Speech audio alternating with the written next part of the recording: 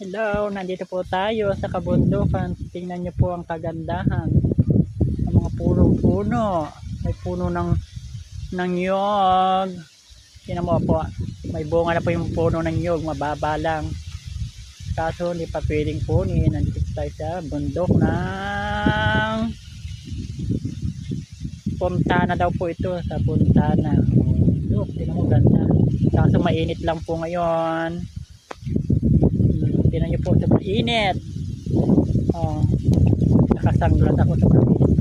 Mahangin naman po, kaso talo yung init. Ang hangin. Look, tingnan po yung ganda ng view. Ang ganda po ng view.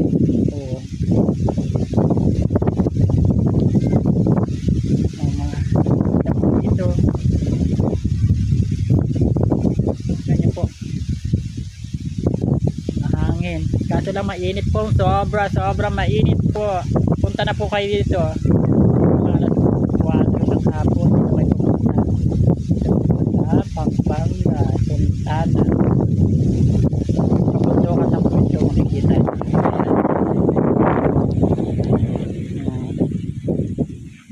Diba maganda? Mainit lang po siya kasi. Pero paghapon naman po siguro maganda. May ilaw po kasi siya. Magkano may bunga na yun. Ito, puro po yung dati. Kaya may kalamansi po. Dito, maganda po dito. Diba? Ayun, yun po yung SN Clark. Doon sa kabila. SN Clark na po yun. Kabilang bundok. Punta po kayo dito. Diba? Mainit na po kasi talaga. Pero maganda. Maganda ang view. Nakaka-relax. Nakakawalang tanggal pagod po. Diba?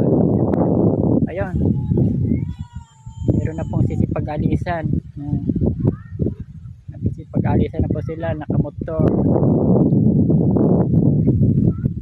Bago pa lang po sila pala. Bago pa lang po sila.